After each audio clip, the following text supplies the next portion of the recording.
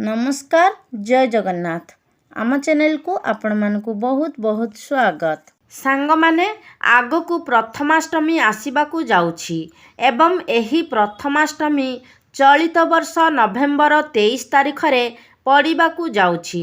तेबे आम ओडिया वर्षर मार्गशीर मासर प्रथम अष्टमी को प्रथमाष्टमी बोली कुहा जाइथाए।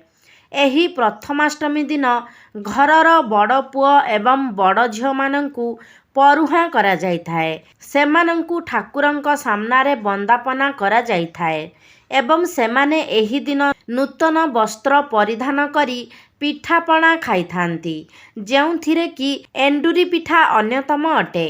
तेबे सांग माने आमर ओडिया परंपरा रे एही पर्वटीर अत्यंत विशेषत्व रहिछि। एही पर्वटी आम समस्तंक मनरे आनंद एवं उल्लास भरी देइथाए।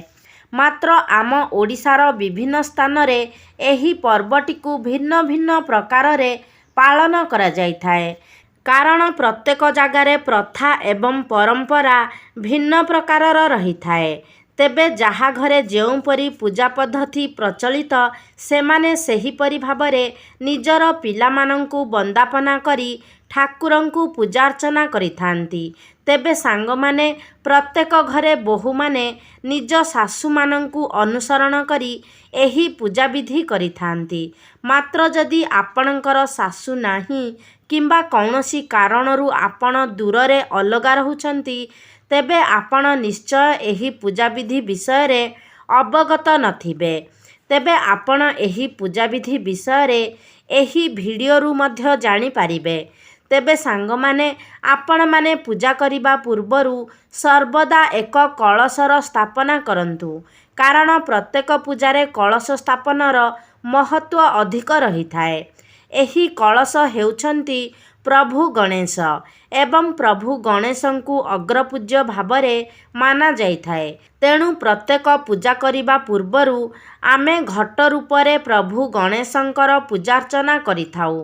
तेबे आपण पूजा करिबा पूर्वरू निजर ठाकुर घरे एक कलश स्थापना करी सेही कलशकु पंच उपचार विधि रे पूजार्चना करंतु।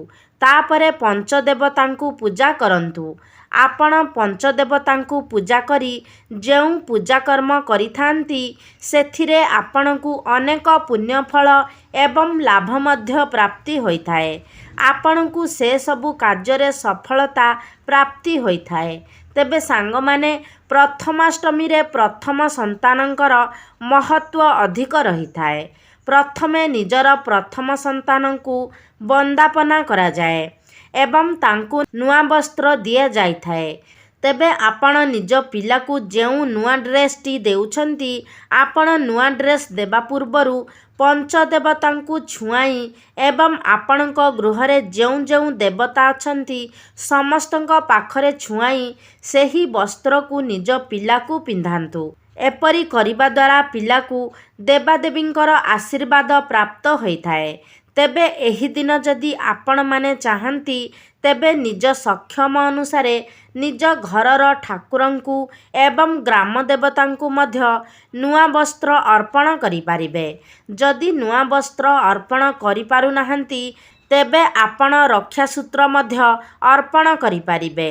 तेबे आपण सेही दिन निज पिलाकु हळदी लगाई स्नान कराइबे एवं जदि पुओ होइथांती तेबे तांक मथारे चंदन टीका लगाइबे एवं जदि झियो होइथांती तेबे पादरे अलता लगाई देबे। आपण झियो को भी चंदन टीका लगाई पारिबे। आपण ठाकुरंक पाखरे जेउ चंदन सिंदूर एवं हळदी पूजा करिबे, पूजा करी सारिबा परे सेही चंदन सिंदूर हळदी को मध्य आपण पिलार मथारे लगाई पारिबे। तापरे आपण निज पिलामानंकु वंदापना करिबा पई एक थाली सजाड़िबे, जेउ थाली रे कि आपण फूल दुब बरकोली पत्र अक्षत एवं वंदाइबा पई एक दीप मध्य रखिबे। तेबे आपण वंदाइबा पूर्वरू पिलार कानरे एक फूल खोसी देबे। तापरे आपण सेइथिरे वंदापना करी सेहिथिरे रखिथिबा दीपरे पिलाकु वंदाइबे। मने रखंतु, ଠାକୁରଙ୍କ ସମ୍ମୁଖରେ ଆପଣ ଠାକୁରଙ୍କ ଉଦ୍ଦେଶ୍ୟରେ ଯେଉଁ ଦୀପ ଜଳାଇଥିବେ ସେହି ଦୀପରେ କେବେ ବି ବନ୍ଦାପନା କରିବେ ନାହିଁ, କାରଣ ସେହି ଦୀପଟି ଠାକୁରଙ୍କ ଉଦ୍ଦେଶ୍ୟରେ ଲଗାଯାଇଥାଏ। ସେଥିପାଇଁ ଆପଣ ପିଲାକୁ ବନ୍ଦାଇବା ପାଇଁ ଆଉ ଗୋଟିଏ ଦୀପର ବ୍ୟବହାର କରିବେ। ତେବେ ସାଙ୍ଗମାନେ, ଆପଣ ଯେତେବେଳେ ଘଟ ସ୍ଥାପନା କରିବେ ଅର୍ଥାତ୍ କଳସ ବସାଇବେ, ତାହାକୁ ନିଜ ଠାକୁର ଘରେ ହିଁ ବସାଇବେ ଏବଂ କଳସର ମୁଖ ସର୍ବଦା ପୂର୍ବ ଦିଗକୁ ରହିବା ଉଚିତ। ଏବଂ ଆପଣ ଯେତେବେଳେ କଳସକୁ ପୂଜା କରିବେ ସେତେବେଳେ ଆପଣ ପୂର୍ବମୁଖା କିମ୍ବା ଉତ୍ତରମୁଖା ହୋଇ କଳସକୁ ପୂଜା କରିପାରିବେ। ତେବେ ଆପଣ ଯଦି ସେହିଦିନ ଚାହିଁବେ ତେବେ ନିଜ ଘରେ ଚିତା ମୁରୁଜ ମଧ୍ୟ ପକାଇ ପାରିବେ। କିଛି ନହେଲେ ଆପଣ ଠାକୁର ଘରେ ମଧ୍ୟ ଚିତା ମୁରୁଜ ପକାଇ ପାରିବେ ଏବଂ ନିଜର ମୁଖ୍ୟ ଦ୍ୱାରରେ ଏକ ତୋରଣ ମଧ୍ୟ ବାନ୍ଧି ପାରିବେ। ତେବେ ଆପଣମାନେ ଜାଣିଛନ୍ତି ଏହି ପ୍ରଥମାଷ୍ଟମୀର ବିଶେଷ ପିଠା ହେଉଛି ଏଣ୍ଡୁରି ପିଠା। ଏଣ୍ଡୁରି ପିଠାକୁ ଭଗବାନଙ୍କ ନିକଟରେ ଭୋଗ ଲଗାଇ ତାପରେ ଆପଣଙ୍କର ସନ୍ତାନକୁ ସେହି ପିଠାକୁ ଖାଇବାକୁ ଦିଆଯାଇଥାଏ। ମାତ୍ର ସାଙ୍ଗମାନେ, ଆପଣ କ'ଣ ଗୋଟିଏ କଥା ଜାଣନ୍ତି ଯେ ଆମେ ପିଠା କଲାବେଳେ ସେଥିରେ ନଡ଼ିଆ ପୁରର ବ୍ୟବହାର କରିଥାଉ। ମାତ୍ର ସାଙ୍ଗମାନେ, ଅଷ୍ଟମୀ ଦିନ ନଡ଼ିଆ ଖାଇବା ନିଷେଧ ଅଟେ। ଶାସ୍ତ୍ରରେ ବର୍ଣ୍ଣନା କରାଯାଇଛି ଯେ ଅଷ୍ଟମୀ ତିଥିରେ ନଡ଼ିଆଟି ଗୋମାଂସ ସହ ସମାନ ହୋଇଥାଏ। ସେଥିପାଇଁ ଅଷ୍ଟମୀ ତିଥିରେ ନଡ଼ିଆ ଖାଇବାକୁ ନିଷେଧ କରାଯାଇଛି। ମାତ୍ର ଆମର ତ ଅଷ୍ଟମୀ ତିଥିରେ ପିଠାପଣା କରାଯାଇଥାଏ ଏବଂ ଯେଉଁ ଏଣ୍ଡୁରି ପିଠା କରାଯାଇଥାଏ ସେଥିରେ ମଧ୍ୟ ନଡ଼ିଆର ପୁର ଦିଆଯାଇଥାଏ। ମାତ୍ର ସାଙ୍ଗମାନେ, ପଦ୍ମପୁରାଣରେ ଏହା ଉଲ୍ଲେଖ କରାଯାଇଛି ଏବଂ ଆମର ପାଞ୍ଜିରେ ମଧ୍ୟ ଏହା ଉଲ୍ଲେଖ ଅଛି ଯେ ଅଷ୍ଟମୀ ତିଥିରେ ନଡ଼ିଆ ଖାଇବା ନିଷେଧ ଅଟେ। ସେଥିପାଇଁ ଆପଣ ଯଦି ଏହି ଦିନ ପିଠାରେ ନଡ଼ିଆ ପୁରର ବ୍ୟବହାର ନ କରି ଛେନାର ପୁର ବ୍ୟବହାର କରନ୍ତି ତେବେ ଏହା ସର୍ବୋତ୍ତମ ହୋଇଥାଏ। ମନେ ରଖନ୍ତୁ, ଅନ୍ୟ ଦିନ ଗୁଡ଼ିକରେ ନଡ଼ିଆ ଠାକୁରଙ୍କ ପାଖରେ ପୂଜା କରିବା କିମ୍ବା ନିଜେ ଖାଇବା ଶୁଭ ହୋଇଥାଏ। ମାତ୍ର ଅଷ୍ଟମୀ ତିଥିରେ ନଡ଼ିଆ ଗୋମାଂସ ସହିତ ସମାନ ହୋଇଥାଏ। ସେଥିପାଇଁ ଏହି ଦିନ ଯଦି ଆପଣ ନଡ଼ିଆର ବ୍ୟବହାର ନ କରି ଛେନାପୁରର ବ୍ୟବହାର କରନ୍ତି ତେବେ ଏହା ସର୍ବୋତ୍ତମ ହୋଇଥାଏ। ତେବେ ସାଙ୍ଗମାନେ, ଏହି ପିଠାକୁ ଆପଣ ଠାକୁରଙ୍କ ନିକଟରେ ଭୋଗ ଲଗାଇଲା ପରେ ପ୍ରଥମେ ନିଜର ପ୍ରଥମ ସନ୍ତାନକୁ ଏହି ପିଠା ଖାଇବାକୁ ଦିଅନ୍ତୁ, ଯାହାକୁ ଆପଣ ବନ୍ଦାପନା କରିଥିବେ। ତେବେ ସାଙ୍ଗମାନେ, ଆପଣ ଯେଉଁ ପିଠାକୁ ଠାକୁରଙ୍କ ପାଖରେ ଭୋଗ ଲଗାଇଥିବେ ସେହି ପିଠାକୁ ପ୍ରଥମେ ଆପଣ ନିଜର ଯେଉଁ ପ୍ରଥମ ସନ୍ତାନକୁ ବନ୍ଦାପନା କରିଛନ୍ତି ସେହି ପିଠାକୁ ଖାଇବେ। ତାପରେ ଘରର ଅନ୍ୟମାନେ ପିଠା ଖାଇପାରିବେ। ତେବେ ସାଙ୍ଗମାନେ, ଆପଣ ଯଦି ନିଜ ପିଲାକୁ ପ୍ରଥମ ଥର ପାଇଁ ଅଷ୍ଟମୀ କରୁଛନ୍ତି କିମ୍ବା ଅନେକ ଥର ସେ ଅଷ୍ଟମୀ ହୋଇସାରିଛନ୍ତି ତେବେ ମଧ୍ୟ ଆପଣ ଏହି ଦିନ ଅନ୍ନଦାନ ଏବଂ ବସ୍ତ୍ରଦାନ କରିପାରିବେ। ଆପଣ ଏହି ଦିନ ଯଦି ଅନ୍ନଦାନ ଏବଂ ବସ୍ତ୍ରଦାନ କରନ୍ତି ତେବେ ଆପଣଙ୍କ ପିଲାକୁ ଭଗବାନଙ୍କର ବିଶେଷ ଆଶୀର୍ବାଦ ପ୍ରାପ୍ତ ହୋଇଥାଏ। ଏହାଦ୍ୱାରା ଆପଣଙ୍କ ପିଲାଙ୍କର ମଙ୍ଗଳ ହୋଇଥାଏ।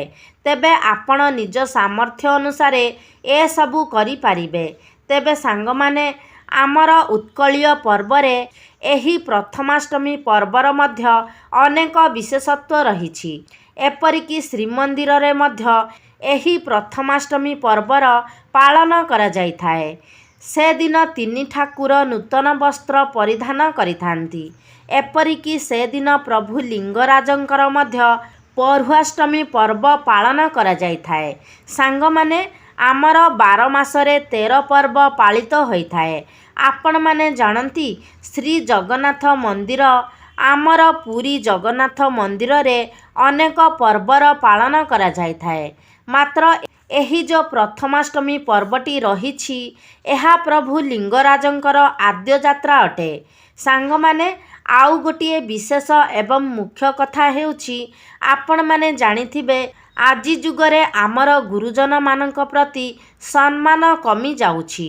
ଗୁରୁଜନମାନଙ୍କ ପ୍ରତି ଆମର ଯେଉଁ ଦାୟିତ୍ୱ ରହିଛି ତାହା ମଧ୍ୟ କମି ଯାଉଛି।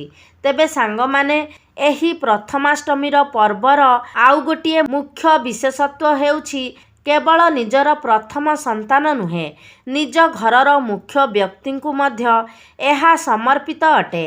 ତେଣୁ ଆପଣ ନିଜର ପ୍ରଥମ ପିଲାର ବନ୍ଦାପନା ଏବଂ ଯେମିତି ତାକୁ ପିଠାପଣା ଖୁଆଇ ତାକୁ ସଜବାଜ କରିଥାନ୍ତି, ସେପରି ନିଜ ଘରର ମୁଖ୍ୟ ବ୍ୟକ୍ତିଙ୍କର ମଧ୍ୟ ସେହିଦିନ ଦାୟିତ୍ୱ ନେବା ଆବଶ୍ୟକ। ସେମାନଙ୍କୁ ମଧ୍ୟ ସେପରି ଖୁସି କରିବା ଆବଶ୍ୟକ। ଯଦି ଆପଣ ନିଜ ଘରର ଗୁରୁଜନମାନଙ୍କୁ ଅବହେଳା କରି ନିଜର ପିଲାର କେବଳ ଦାୟିତ୍ୱ ନେଉଛନ୍ତି, ତେବେ ଆପଣଙ୍କୁ ଯେତେ ପ୍ରଥମାଷ୍ଟମୀ କଲେ ମଧ୍ୟ ତାହାର କୌଣସି ଶୁଭଫଳ ପ୍ରାପ୍ତ ହୋଇନଥାଏ। କାରଣ ଆପଣଙ୍କୁ ଗୁରୁଜନମାନଙ୍କର ଆଶୀର୍ବାଦ ପ୍ରାପ୍ତ ହୋଇନଥାଏ। ସେଥିପାଇଁ ଚେଷ୍ଟା କରନ୍ତୁ ଏହି ଦିନ ନିଜ ପିଲାର ଦାୟିତ୍ୱ ନେବା ସହିତ କେବଳ ଏହି ଦିନ ନୁହେଁ, ପ୍ରତ୍ୟେକ ଦିନ ଆପଣ ନିଜ ଘରର ଗୁରୁଜନ ଅର୍ଥାତ୍ ନିଜ ଶାଶୁ ଶ୍ୱଶୁର ଅର୍ଥାତ୍ ଏବଂ ଅନ୍ୟ ଯେଉଁ ଗୁରୁଜନମାନେ ଅଛନ୍ତି ସେମାନଙ୍କର ଦାୟିତ୍ୱ ନେବା ପାଇଁ, ସେମାନଙ୍କୁ ନିଜର ଭଲ ପାଇବା ଏବଂ ସ୍ନେହ ଶ୍ରଦ୍ଧା ଦେବା ପାଇଁ। କାରଣ ଯଦି ଆପଣଙ୍କ ଉପରେ ସେମାନଙ୍କର ଆଶୀର୍ବାଦ ରହେ, ତେବେ ଆପଣଙ୍କର ମଙ୍ଗଳ ହେବା ସହିତ ଆପଣଙ୍କର ପିଲାମାନଙ୍କର ମଧ୍ୟ ମଙ୍ଗଳ ହୋଇଥାଏ। କାରଣ ଆମ ଘରର ପ୍ରଥମ ଠାକୁର ହେଉଛନ୍ତି ଆମର ଗୁରୁଜନ। ତେଣୁ ସେମାନଙ୍କର ସେବା ଶୁଶ୍ରୂଷା କରିବା ମଧ୍ୟ ଆମର କର୍ତ୍ତବ୍ୟ ଅଟେ। ତେବେ ଏହି ଦିନ ଏପରି ମଧ୍ୟ ପ୍ରଥା ରହିଛି ଯେ ଆପଣ ଏହି ଦିନ ପୂଜା ସାରିବା ପରେ ଏବଂ ନିଜର ପ୍ରଥମ ସନ୍ତାନଙ୍କୁ ବନ୍ଦାପନା କରି ପିଠା ଖୁଆଇ ସାରିବା ପରେ ବଳଦମାନଙ୍କୁ ମଧ୍ୟ ପିଠା ଖୁଆଇ ପାରିବେ। କାରଣ ବଳଭଦ୍ର ହେଉଛନ୍ତି ଜ୍ୟେଷ୍ଠ ଏବଂ ଆମେ ବଳଦକୁ ବଳଭଦ୍ରଙ୍କ ସ୍ୱରୂପରେ ପୂଜା କରିଥାଉ। ତେଣୁ ଆପଣ ଏହି ଦିନ ବଳଦକୁ ପିଠା ଖୁଆଇ ପାରିବେ। ଏହା ସହିତ ଆପଣ ଏହି ଦିନ ଗୋ ସେବା ମଧ୍ୟ କରିପାରିବେ। ଆପଣମାନେ ଜାଣନ୍ତି, ତୁଳସୀ ଗଛକୁ ପୂଜା କରିବାରେ ଯେତିକି ପୁଣ୍ୟପ୍ରାପ୍ତ ହୋଇଥାଏ, ଗୋ ସେବା କରିବାରେ ମଧ୍ୟ ସେତିକି ପୁଣ୍ୟପ୍ରାପ୍ତି ହୋଇଥାଏ। ସାଙ୍ଗମାନେ, ଆମ ଓଡ଼ିଆ ମାସରେ ମାର୍ଗଶିର ମାସ ହେଉଛି ପ୍ରଥମ ମାସ ଏବଂ ଅଷ୍ଟମୀ ତିଥି ହେଉଛି ପ୍ରଥମ ଅଷ୍ଟମୀ। ସେଥିପାଇଁ ପ୍ରଥମ ମାସର ପ୍ରଥମ ଅଷ୍ଟମୀକୁ ପ୍ରଥମାଷ୍ଟମୀ ଭାବରେ ଜଣାଯାଇଥାଏ ଏବଂ ଏହା ଜ୍ୟେଷ୍ଠମାନଙ୍କୁ ସମ୍ମାନ ପ୍ରଦର୍ଶନ କରିବା ପାଇଁ ହୋଇଥାଏ। ଘରର ଜ୍ୟେଷ୍ଠ ପୁତ୍ର ପିତାଙ୍କ ସମାନ ହୋଇଥାନ୍ତି ଏବଂ ଜ୍ୟେଷ୍ଠ କନ୍ୟା ମାତାଙ୍କ ସମାନ ହୋଇଥାନ୍ତି। ସେଥିପାଇଁ ସେମାନଙ୍କୁ ସମ୍ମାନ ପ୍ରଦର୍ଶନ କରିବା ପାଇଁ ଏହି ଅଷ୍ଟମୀ ତିଥିଟି ପାଳନ କରାଯାଇଥାଏ। ଆପଣମାନେ ଜାଣନ୍ତି, ଏହି ପ୍ରଥମାଷ୍ଟମୀରେ ମାମୁଁ ଘରୁ ହିଁ ସବୁ ଜିନିଷ ଆସିଥାଏ। ପିଠାପଣା ପାଇଁ ବିଭିନ୍ନ ସାମଗ୍ରୀ ଏବଂ ନୂଆ ବସ୍ତ୍ର, ହଳଦୀ ଏସବୁ ମାମୁଁ ଘରୁ ହିଁ ଆସିଥାଏ। ସେଥିପାଇଁ ମାମୁଁଙ୍କୁ ଅଷ୍ଟମୀ ବନ୍ଧୁ ବୋଲି ମଧ୍ୟ କୁହାଯାଇଥାଏ। ଏହି ପର୍ବର ମୁଖ୍ୟ ପିଠା ହେଉଛି ଏଣ୍ଡୁରି ପିଠା। ଆପଣମାନେ ଜାଣନ୍ତି, ଏଣ୍ଡୁରି ପିଠାଟି ଯେତିକି ସ୍ୱାଦିଷ୍ଟ ହୋଇଥାଏ, କାରଣ ଏହା ହଳଦୀ ପତ୍ରରେ ବନାଯାଇଥାଏ। ହଳଦୀ ପତ୍ରର ବାସ୍ନାରେ ଏଣ୍ଡୁରି ପିଠାଟି ଯେତିକି ସ୍ୱାଦିଷ୍ଟ ହୋଇଥାଏ, ତାହା ଆମର ସ୍ୱାସ୍ଥ୍ୟ ପାଇଁ ମଧ୍ୟ ଲାଭପ୍ରଦ ହୋଇଥାଏ। କାରଣ ହଳଦୀରେ ରୋଗ ପ୍ରତିରୋଧକ ଶକ୍ତି ଭରପୁର ମାତ୍ରାରେ ରହିଥାଏ ଏବଂ ଏହି ହଳଦୀ ପତ୍ରରେ ପିଠା କରିବା ଦ୍ୱାରା ପିଠାରେ ମଧ୍ୟ ସେହି ରୋଗ ପ୍ରତିରୋଧକ ଶକ୍ତି ଆସିଥାଏ, ଯାହାକି ଆମର ସ୍ୱାସ୍ଥ୍ୟ ପାଇଁ ମଧ୍ୟ ଲାଭପ୍ରଦ ହୋଇଥାଏ। ଆପଣମାନେ ଜାଣନ୍ତି, କିଛି କିଛି ଜାଗାରେ ଏପରି ମଧ୍ୟ ପ୍ରଚଳନ ରହିଛି ଯେ ପ୍ରଥମାଷ୍ଟମୀ ନ ଗଲା ପର୍ଯ୍ୟନ୍ତ ମା ଲକ୍ଷ୍ମୀଙ୍କର ମାଣବସା ଓଷା କରାଯାଇନଥାଏ। କାରଣ ଏହି ଦିନ ମା ଲକ୍ଷ୍ମୀ ମଧ୍ୟ ପଢୁଆଁ ହୋଇଥାନ୍ତି। ତେବେ ଏହି ଦିନ ମା ଲକ୍ଷ୍ମୀଙ୍କର ପୂଜା କରାଯାଇ ତାକୁ ନୂତନ ବସ୍ତ୍ର ମଧ୍ୟ ପରିଧାନ କରାଯାଇଥାଏ ଏବଂ ଏହି ପ୍ରଥମାଷ୍ଟମୀ ପରେ ଯେଉଁ ଗୁରୁବାରଟି ଆସିଥାଏ, ସେହିଦିନଠାରୁ ମାଣବସା ଓଷା କରାଯାଇଥାଏ। ମାତ୍ର ଅନେକ ଜାଗାରେ ଏପରି ମଧ୍ୟ ପ୍ରଚଳନ ରହିଛି ଯେ ପ୍ରଥମାଷ୍ଟମୀ ପୂର୍ବରୁ ମଧ୍ୟ ସେଠାରେ ମାଣବସା ଓଷା କରାଯାଇଥାଏ। ତେବେ ଯେହେତୁ ଏହା ଜ୍ୟେଷ୍ଠମାନଙ୍କ ପାଇଁ ସମ୍ମାନ ପ୍ରଦର୍ଶନ କରିବାର ଏକ ପର୍ବ ଅଟେ, ତେବେ ଆପଣ ନିଜ ପିଲାମାନଙ୍କୁ ନୂତନ ବସ୍ତ୍ର ଦେବା ସହିତ ନିଜ ଘରର ବୟସ୍କ ବ୍ୟକ୍ତିମାନଙ୍କୁ ଗୁରୁଜନମାନଙ୍କୁ ମଧ୍ୟ ନୂତନ ବସ୍ତ୍ର ଦେଇପାରିବେ। ତେବେ ସାଙ୍ଗମାନେ, ଏହା ପଛରେ ଅନ୍ୟ ଗୋଟିଏ କାହାଣୀ ମଧ୍ୟ ରହିଛି। ଯେତେବେଳେ ମହାଭାରତ ଯୁଦ୍ଧ ହୋଇଥିଲା, ସେତେବେଳେ ଯେଉଁଦିନ ଅଭିମନ୍ୟୁଙ୍କର ବଧ ହୋଇଥିଲା, ସେହିଦିନ ପ୍ରଭୁ ଶ୍ରୀକୃଷ୍ଣ ଅର୍ଜୁନକୁ ଆଉ ଗୋଟିଏ ପାଖକୁ ନେଇ ଯାଇଥିଲେ। କାରଣ ସେ ଜାଣିଥିଲେ ଯେ ଆଜି ଅଭିମନ୍ୟୁଙ୍କର ବଧ ହେବାକୁ ଯାଉଛି। ତେବେ ସେ ଯେହେତୁ ଏହା ପୂର୍ବରୁ ଜାଣିଥିଲେ, ତେଣୁ ଅଭିମନ୍ୟୁଙ୍କର ଯେଉଁଦିନ ବଧ ହେଲା, ତା ପୂର୍ବଦିନ ପ୍ରଭୁ ଶ୍ରୀକୃଷ୍ଣ ଅଭିମନ୍ୟୁଙ୍କୁ ନେଇ ନବବସ୍ତ୍ର ଦେଇ ତାଙ୍କୁ ପିଠାପଣା ଖୁଆଇଥିଲେ। କାରଣ ଅଭିମନ୍ୟୁ ତାଙ୍କର ଭଣଜା ଥିଲେ। ତେବେ ଯେତେବେଳେ ଅଭିମନ୍ୟୁଙ୍କର ବଧ ହେଲା, ସେତେବେଳେ ସେ ଶ୍ରୀକୃଷ୍ଣଙ୍କୁ କହିଥିଲେ, ମାମୁଁ, ଆଜି ମୋର ବଧ ହେଲା ଏବଂ ଆପଣ ପୂର୍ବଦିନ ମୋତେ ନେଇ ନବବସ୍ତ୍ର ପିନ୍ଧାଇ ପିଠାପଣା ଖୁଆଇଥିଲେ। ତେବେ ଆଜି ଯେହେତୁ ମୋର ବଧ ହେଉଛି, ତେବେ ସଂସାର ଏହା ଜାଣିବ ଯେ ଯେତେବେଳେ ଭଣଜା ମାମୁଁ ଘରକୁ ଯାଇ ନୂଆ ବସ୍ତ୍ର ପିନ୍ଧିଥାଏ ଏବଂ ପିଠାପଣା ଖାଇଥାଏ, ତେବେ ଏହାଦ୍ୱାରା ତା'ର ଆୟୁଷ ହାନି ହୋଇଥାଏ। ତେଣୁ ଆପଣ ଏହାକୁ ଆଶୀର୍ବାଦରେ ପରିବର୍ତ୍ତନ କରି ସଂସାରକୁ ଏହି ଆଶୀର୍ବାଦ ଦିଅନ୍ତୁ ଯେ ଭଣଜା ମାମୁଁ ଘରକୁ ଯାଇ ନୂଆ ବସ୍ତ୍ର ପିନ୍ଧି ପିଠାପଣା ଖାଇଲେ କିମ୍ବା ମାମୁଁ ଘରୁ ଆସିଥିବା ନୂଆ ବସ୍ତ୍ର ଏବଂ ପିଠାପଣା ଖାଇଲେ ତା'ର ଆୟୁଷ ବୃଦ୍ଧି ହେବ ଏବଂ ସେହିଦିନ ଠାରୁ ହିଁ ଭଗବାନଙ୍କର ଆଶୀର୍ବାଦ ସଦୃଶ ମାମୁଁ ଘରୁ ଅଷ୍ଟମୀ ତିଥିରେ ପିଠାପଣା ପାଇଁ ଦ୍ରବ୍ୟ ଏବଂ ନୂଆ ବସ୍ତ୍ର ଆସିଥାଏ। ସେହି ନୂଆ ବସ୍ତ୍ର ପିଲା ପରିଧାନ କରିଥାଏ ଏବଂ ସେହି ଦ୍ରବ୍ୟରେ ପିଠାପଣା ପ୍ରସ୍ତୁତ ହୋଇଥାଏ, ଯାହାକୁ କି ପିଲାମାନଙ୍କୁ ଦିଆଯାଇଥାଏ। ତେବେ ସାଙ୍ଗମାନେ, ଏହା ଥିଲା ଅଷ୍ଟମୀ ପର୍ବର ବିଶେଷତ୍ୱ ଏବଂ ଅଷ୍ଟମୀ ପର୍ବ ପଛରେ ଥିବା କିଛି କାହାଣୀ। ତେବେ ସାଙ୍ଗମାନେ, ଆପଣ ସବୁବେଳେ ଚେଷ୍ଟା କରନ୍ତୁ ନିଜ ଘରର ମୁଖ୍ୟମାନଙ୍କୁ ସମ୍ମାନ ଦେବା ପାଇଁ ଏବଂ ସେମାନଙ୍କର ଦାୟିତ୍ୱ ନେବା ପାଇଁ। ତେବେ ସାଙ୍ଗମାନେ, ଆଶା କରୁଛି ଆଜିର ଭିଡ଼ିଓଟି ଆପଣମାନଙ୍କୁ ନିଶ୍ଚିତ ଭାବରେ ଭଲ ଲାଗିଥିବ। ଯଦି ଭଲ ଲାଗିଛି ତାହେଲେ ଲାଇକ୍ କରନ୍ତୁ, ସେୟାର କରନ୍ତୁ। ଆମ ଚ୍ୟାନେଲକୁ ଯଦି ସବସ୍କ୍ରାଇବ୍ କରିନାହାନ୍ତି ତାହେଲେ ସବସ୍କ୍ରାଇବ୍ କରିଦିଅନ୍ତୁ। ସର୍ବେ ଭବନ୍ତୁ ସୁଖିନଃ। ଧନ୍ୟବାଦ।